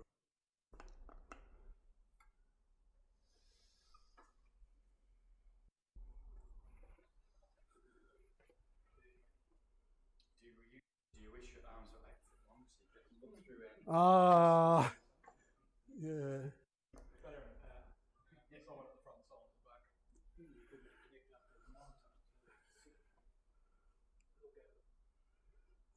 That's how Jack likes to do with the monitor. But as you can see with your eye, you can actually do it a little more accurate. That's what I think. But I'm old school astronomy. I still read star charts.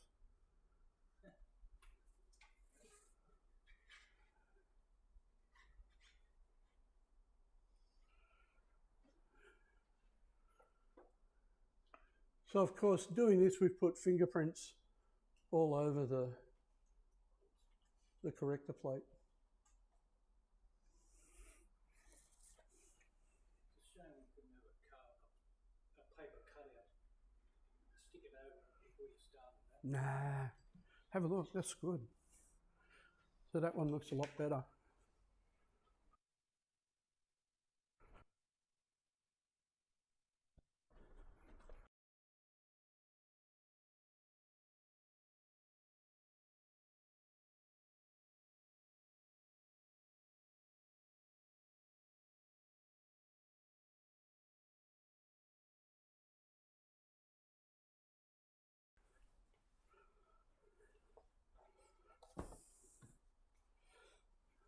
So I've put fingerprints all over that corrector plate when I've played with it.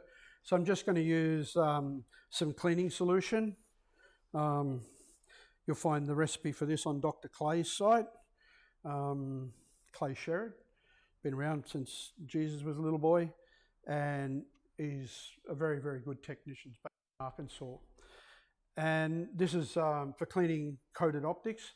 Just about every optics lab in the world will use this sort of solution. We make it ourselves here. We sell it. In the back, we call it goddamn jungle juice. Out the front, we call it UHTC cleaning solution. So I put that much on it. I haven't saturated my soft, white, unscented tissue, which I pay about $1.50 a box for, $1.20 a box for. I use very expensive tissue to do it. And I lightly, without putting pressure on the glass, I'm cleaning it. I'm not trying to rechange the shape of the glass. I get another tissue and dry. This is something everybody should know how to do, clean your telescope. So now nice and clean, I've not changed the glass shape or anything like that, scratched it or whatever, and it's ready to go.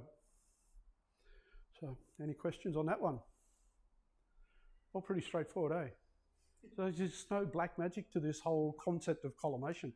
Everybody should learn to do it. If you own a telescope, you should learn how to collimate the telescope. I can't see whether there'd be There's merit in buying a pack of the Panadol. Oh, no. No, I mean, one of the things I said right in the beginning was, if you screw up, ring up and ask someone, or go back to read the instruction on what you've got to do. In the case of using your telescope 9 1/4, it was 9 1/4, wasn't it? The 11, was it? It's even harder. We couldn't do that because I don't have enough room to have an extension here to do that. So I'd use an artificial star. I'd use a real star, or I'd send our artificial star 150 metres down the park and set it up. We've done that before when we've done 14s and things like that. And I would look at a real star because it's there, it's on the mount, have a look at it, take it out of focus. We can see where the shadow is in the big picture and we can adjust that in. So, oh, we haven't got the camera on it. Hang on a sec. We can do that. Back to the camera.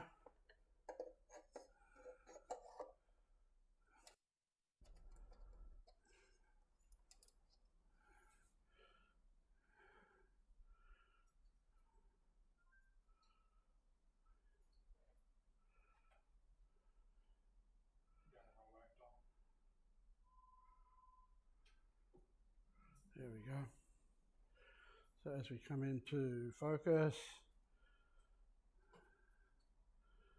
so if we take our star image till it's out like that, where you see it, you've got this big grey area with a black secondary mirror, you adjust your secondary until it's in the center of what you can see there.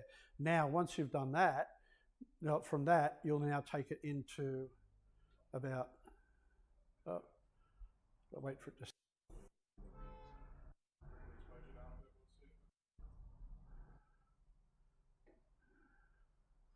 into there. We can see our diffraction pattern, and it looks pretty cool. So all of our rings are the same thickness, all really good. Our star in the middle. I've got a question regarding rasers and hyperstars. Is there anything different? So with a raser, it's a different thing because you've got the secondary, which you take out and put the camera in that position. You have to collimate as you're going along. F2, which your primary is 1.98 F2, it's going to be critical how much you adjust to get that perfectly collimated. So we would be really careful what we're doing. We'd still do similar to what we do. We could use a star to do it. Be the biggest problem that you see that, and we see that a lot with, you see that a lot, Jack. You'll notice in images that we get sent in on a daily basis. What's happened? How come my star images look blurry on or elongated on one corner or one side?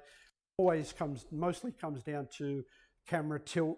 The camera's been pushed into the star, and it's not this way, or it's got a screw where we're putting it and we're tipping the camera because we're putting undue pressure on one point of it, rather than using a compression ring which will hold the camera evenly. So looking at camera tilt, it's very difficult. If you've got something that can hold your camera square when you put it in, then you can go and collimate then. But it's an F2, it's very difficult to collimate and very critical. Yep. So Jack, can you just, because you've got that extremely well, bright, you focus in a lot, magnified a lot, can you just bring it out? Bring it out, yeah, I just want to see. What you thought it was going to do? So I wanted to understand the size of that centre. Oh. Like here? Yeah. Okay. I mean, if you bring it in and out, see the concentric circles pretty much all the time, right? Yeah, the problem, what I've been doing is I've been out of focus too much. So yeah, if he goes too much, if you go too much, Tom, you go a bit more. It's one side of focus back in, other side of focus. But if you go too much out of focus, just go too much, you'll start to see that everything just starts fading. So that's how I want to do it. And that's the thing. So what you're seeing, you can get your secondary close to center, but you're not collimated. So when you come back in closer to, you can see that diffraction pattern. So now you can make slight adjustments and bring it into collimation. Yeah. If I had $1 for every Schmidt-Cassegrain telescope I've collimated in my lifetime, yeah, You could buy another one. it'd be like winning lotto. It'd be like winning lotto. There's like thousands and thousands and thousands of them. And I do them all the same every time I've ever done it. I do them all exactly the same. In the collimation lab at Celestron, that's exactly how they were doing it. They're looking at, they've got a double pass collimator. They used to use, when it was in LA, in Torrance, they had a 22-inch mirror at one end of their collimation chamber, and the telescope was set at the other end of the chamber, and you were looking for this diffraction pattern when you were looking at the star image. And you adjusted it accordingly till you got a pattern that looks exactly like that. In a Cassegrain, because you've got pressure on, pressure on, pressure on, and 3 points, it's hard to take them out of collimation. If you throw them in the back of your ute, you drive over a corrugated to get to your site, well then check it when you get there. But if you take it from inside out to your backyard and put it on your mount and aim it up, it's going to be like that still. it's not going to, you're not going to be jagging it around and shaking it, so it's not going to go out of collimation. When they come out of the factory and they ship from all over the world, and you put a collimator and have a look at it when you first do a star test on it when you first get it, you can see straight away that these things are so close to collimation. You know that, yeah. It's very rare that you would see something that's not collimated or badly collimated. Someone asked a question that we answered earlier, we may not have been here, was near focus to far focus. Does it make a difference? Yes, it does, because at near focus you're going to. Whoops. At near focus we're going to get a star image, and we'll call this Bintel atmosphere disturbance inside the thing here. Our air condition is not on, and it's about 28 degrees outside and it's about 26 degrees inside. So we've got a little bit of atmospheric turbulence. This is what we're seeing. It's hard to see an airy disk in that. We could imagine, but if we bring that back down a bit, Jack, so zoom it down a little bit, we'll see. Yeah. Yeah, so this is what we get. If we take it to focus, we're going to get that. That's for quick, when you first put it in, you see, and is my secondary in the right position? Yeah, pretty good. As we want to bring it down, collimate the telescope, we want to be somewhere about here where we can see a diffraction pattern there. We bring it in, we go the other way, have a look at what the pattern's like there. We can see exactly what's happening. So, but from either side of focus in that telescope's collimated. So, if we've got that one done, we'll move on to the magic one. So, if we do an RC, we've got one here. Whose have we got here? We've got Jeff's, or we've got the display model. They're both in perfect collimation though at the moment, aren't they? Because we've just spent like a long time looking at them. We can chuck the collimator in the back and they can have a look at it, yeah. So the collimator that we've been playing with this last couple of weeks since we got is this one here. It's a really nifty little thing. It goes in, when you turn it on for a Cassegrain or display a red, you can see it has A, B and C written in there. They're going to correspond with the rings, the screws on your secondary mirror that you're going to collimate. In an RC, you've got three things to collimate. You've got the focuser, so we'll make that flat depending on the model of the RC. If you've got 6 or an 8-inch, or the tube versions of the Guanshengs or whatever, which are the most. Your focuser is joined to your mirror cell and your baffle tube. So it's very difficult to find your focus, get your focus set. What you play with there is your secondary mirror, and you also adjust your primary optic. But of course, as we're going from focal plane, we're going to go from the eyepiece, we're going to go down to the secondary mirror and do that first, come back to the primary mirror and adjust that.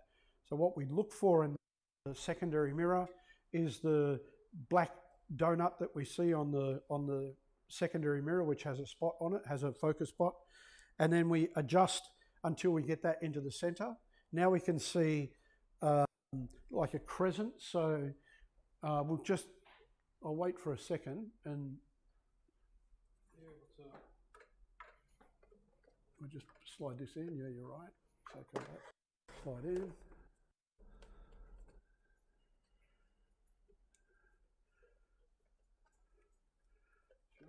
Yeah, beautiful. So we're around. So we have a 2-inch focuser on the back of this, so we can put our collimator in.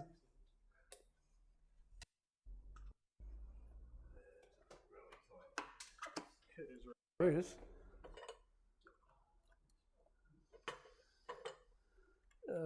Ideally, looking at a mirror is not ideal. Turn it around and face it that way, we could take that photo off the wall and we can have a look at a blank wall. So we've got... they're stuck. Are they? Yeah. Be able to get it. That's perfect. We're right between them. There you go. So if you have a look at this one is collimated. What you can see is in the center is the secondary mirror. The little black dot that's in the center of the secondary mirror is your eye. So you're blocking the light path, and so you can see your eye in there. But when you look at that, the series of circles that you're looking at, the one in the middle, which is the donut on the secondary mirror, and then around the outside of that, you can see the primary mirror, and that is perfectly round in that one. Normally it will come out as a crescent shape. So if we look at these images up on the screen, you can see in the first image here, you've got a crescent both top and bottom in that, and you can see that the secondary mirror is not aimed at the ring on the secondary mirror. So Jack, if we go over to the next frame, yep. So we did an enlarged version of these.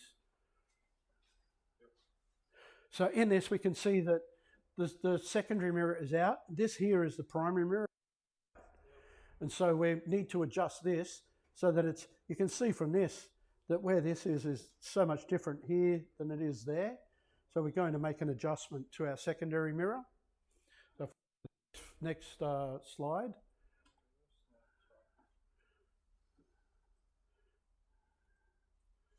We'll jump through the next one. So now we can see that we've started to move this, and it's changed this a little bit. If we can now see the donut in the center of it here that's just starting to come into play. So if we adjust a little bit more, next to go up to Jack. Now we can see that we've got the secondary mirror is in the middle of that. So our secondary mirror is collimated, but our crescent around here is our primary mirror tilt, which is out. And so we need to adjust our primary mirror to bring that back into collimation. So in these, it's going to be a push-pull system. 2 screws for each collimation. One is the Titan screw that pushes, the other one is one that pulls. And so as we adjust this now, we can see that this gap around here, this white ring around here, right, is the primary mirror cell that we're looking at. And we can see that we've now got that perfectly collimated. So this ring's equal, this ring's equal, this ring's equal, that ring's equal, that one's equal, and the one in the middle that's black is your eye. So it's a nice this here is the end of the focuser tube that we're looking at. If you cannot see the mirror clips, which if you were doing a Newtonian, you'd be worried about, can I see the mirror clips?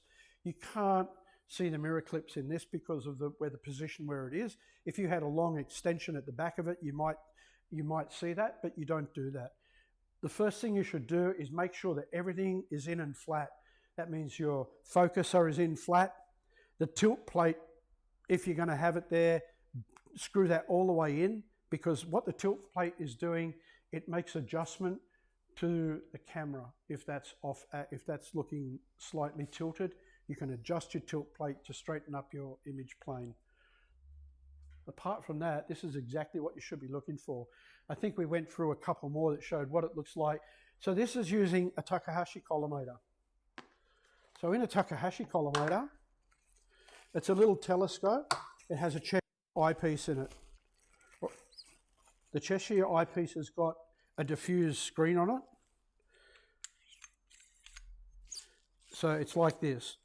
The Takahashi collimator allows you to have a look at different points of focus. So how far you pull this out will depend on what part of the focus you're seeing. Am I looking at the focuser? Am I looking at the primary mirror? Am I looking at the secondary mirror? So what I can see is going to all look different through here. With this, it does require a light source here. You can do it.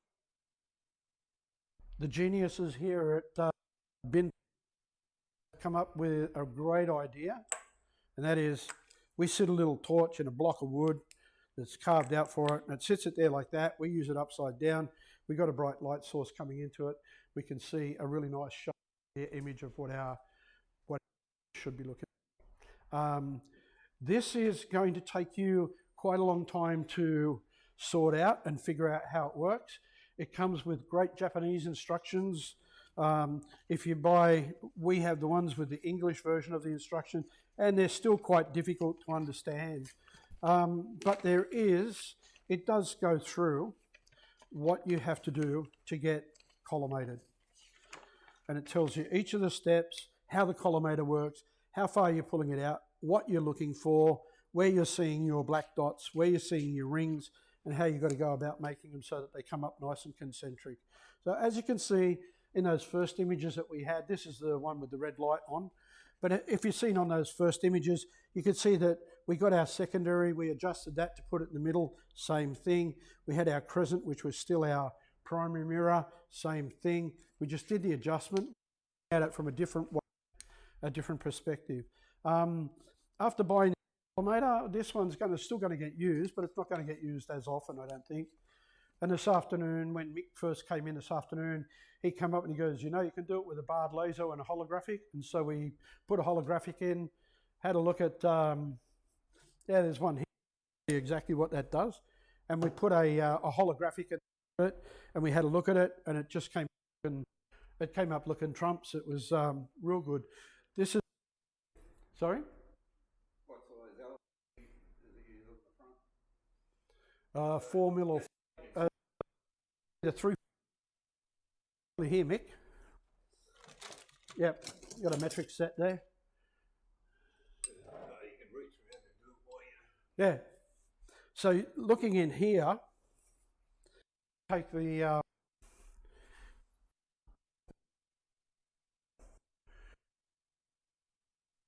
take it out, and I'll put it around this side so that we can all see it. Like that. We can see the shadow of that ring on the secondary mirror perfectly aligned. And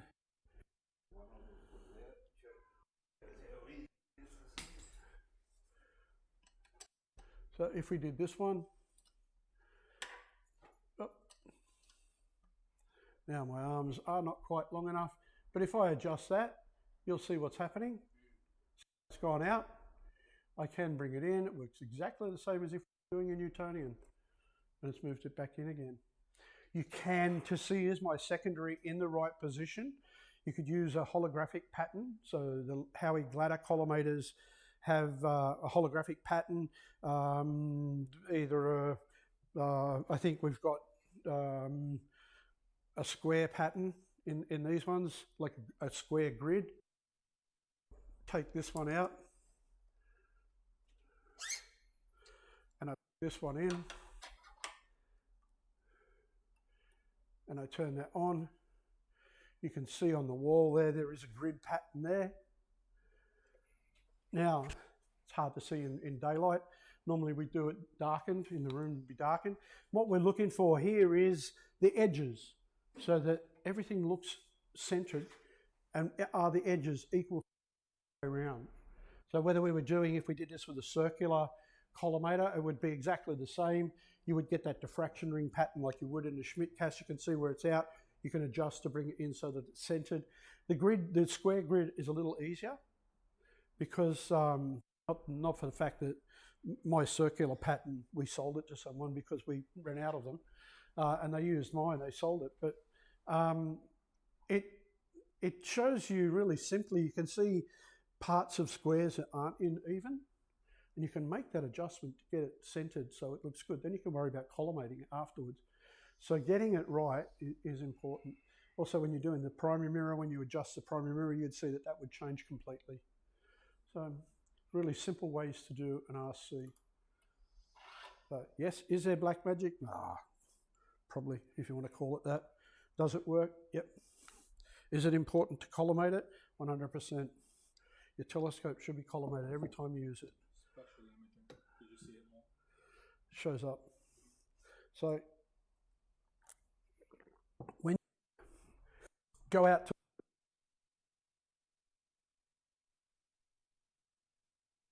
you can see, looking at a star, you can see within a couple of seconds. Is it in collimation or is it out of collimation? Oh, it's out. Am I happy to live with it? Oh, God, go back in and watch CSI Miami or some rubbish. Take a second. Is that going to make a difference to what my enjoying, my observing pleasure? 100%. You're going to get so much more out of it by being able to look at a star image and know that it looks like a perfect star image. Shows up when you're looking at stars, but if you start looking at galaxies and things like that, you will difference. You're looking at planets. It's critical collimation of planets. Yep, and lunar. So you know, I've been a lunar fan all my life. Probably thousands of hours looking at the moon with Mick. Sit at the telescope. We were using a 16-inch f7. We up about 1200 on occasion, and we'd be looking. We'd have a room, the moon sitting right next to us, and we'd be trying to see what's the smallest detail we can see on the moon. What we see on the moon, what structure, like dome, or go and have a look at the domes around, go or something like that. Can you? This is pretty cool. So, you know, looking how much detail can you see in the Alpine Valley, you know? Can you perhaps lava tube down the middle of how much detail? We spent thousands of hours, many just on the moon. We'd go out and look at big bright things and stuff like that, and then we'd destroy our vision by the end of the night looking at the moon, knowing that the only thing that came after that was bed, you know. So we'd sleep on the floor in the tree and get up, you know, the next day, go outside and, you know, mess around for a while, cut some grass, trim some trees, do whatever we had to do. Wait until nighttime so that we could do it all over again. Big bright things, galaxies, nebulas, clusters, all of this first. And then, you know, an hour later than last night, we'd get out and look at the moon and do exactly the same thing till twilight ruined it. But twilight doesn't ruin looking at the moon. You can do it time. It's one of those things. You can't see it the same way in a human time. So you should get out and enjoy it. Apart from that, on behalf of the guys at Bintel, thanks for coming in today. Enjoyed doing it. I hope you guys have learned something from it. I'll give you an alignment chart. If you've got a Cassegrain, you want to know how to do it, I'll just rush out and print you a whole stack of them off. And yeah, like if you have any questions or anything like that, I know we've answered questions all the way through, but you can I can answer some for you now, and if not, we can, you know, send us an email, you know, to either Jack, and we can answer those questions for you. And if one of us can, but yeah, look, hope you've enjoyed it. It's been fun. Yeah, cool. No worries. Any questions at all? All good. Let's go home now. To you guys in New Zealand that logged in today, I hope you guys got something out of it, Harry. I hope that you enjoyed learning how to collimate your telescope. And as I say, we're open for questions. You can put questions through to me on email and we can get that all fixed up for you. Peter Starr, the LX200, move focuser way, area disk looks good, move focuser the other way, area disk looks bad. Stars look okay in focus through. So you get a very different pattern on your area disk on either side of